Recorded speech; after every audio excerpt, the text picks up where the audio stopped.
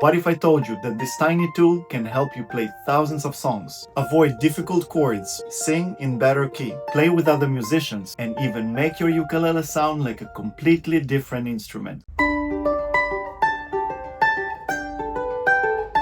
A capo is basically a movable nut. It changes the starting point of the strings. When I place it higher on the neck,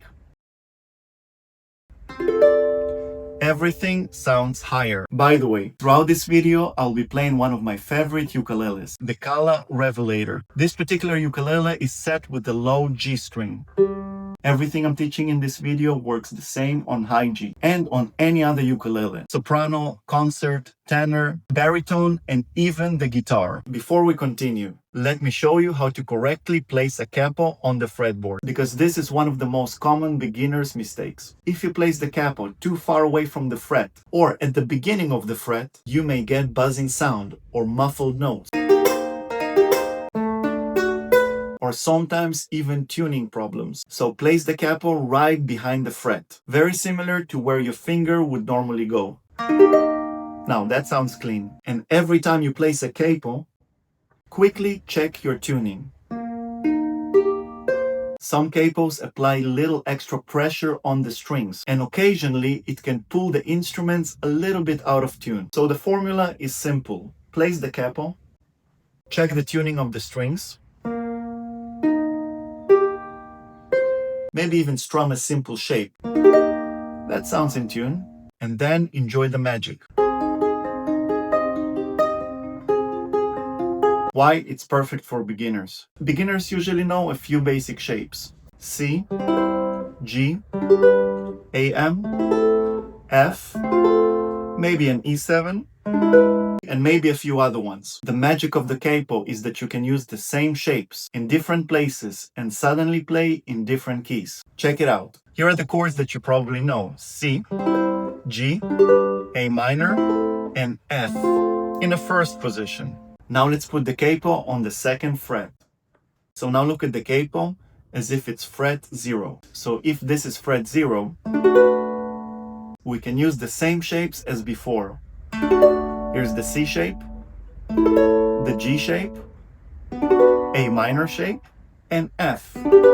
The only difference is in the pitch. Everything got 2 frets higher, and therefore the key and the chord names have changed. So now instead of C, the first chord will be a D. And instead of the G, it will be an A. Instead of A minor, a B minor. And instead of F, we call it a G. So now these 4 chords, D, A, B minor, and G, are in the key of D major.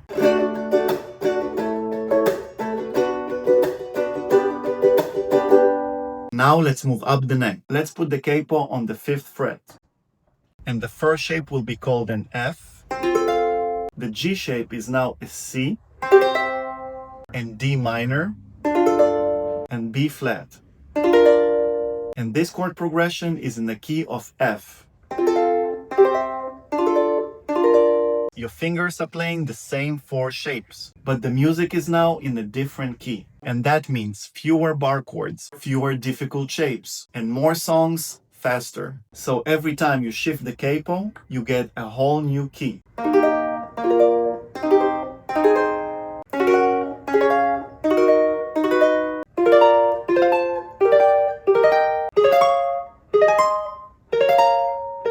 Difficult chords and bar chord shapes.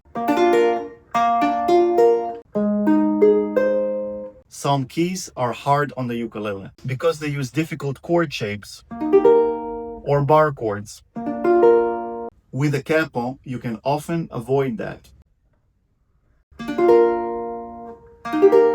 Same chords with less fingers.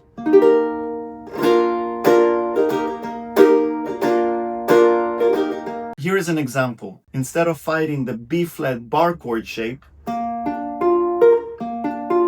I can simply put the capo on fret 1 instead of the bar chord finger and use only 2 fingers to get the shape right.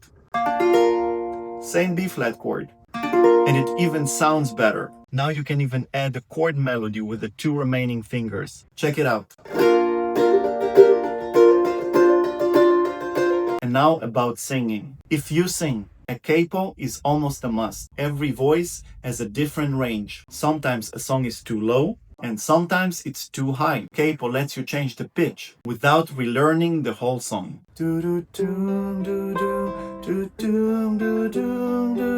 Let's try to sing it in a higher key. Maybe fret 3 with the capo.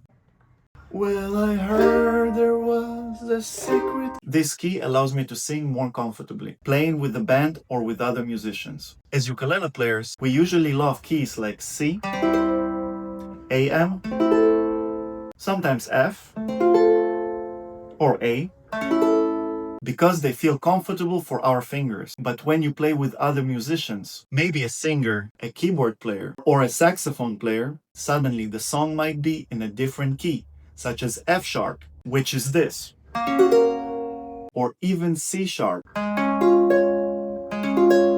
Those keys can be annoying on the ukulele. More bar chords, harder shapes, and sometimes they don't even ring beautifully. With the capo, your fingers can think easy shapes, while the actual sound comes out in harder keys. That can save you so much hassle in the band. So instead of this chord, put the capo on fret 1 and play this. Doesn't it ring better? And instead of this chord, play this. Capo on fret 1, only one finger. And now to my favorite part, the magic capo hack. Let's put the capo high up the neck. Let's say fret 7.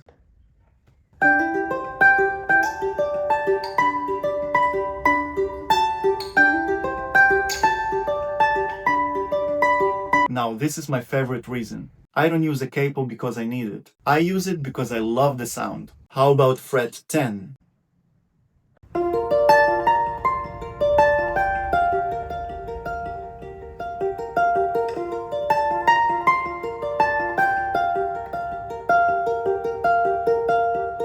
High up the neck, the ukulele becomes brighter, sweeter, almost like a tiny mandolin. It feels like a different instrument. This works on the high G and the low G ukulele. The character is different, but the capo works the same way. If you're thinking, okay, Boris, I get the capo, but how do I actually use it in real songs? That's exactly what we work on inside my Patreon community. On my Patreon, you will find step-by-step lessons, worksheets, play-alongs, fingerstyle arrangements, such as this one.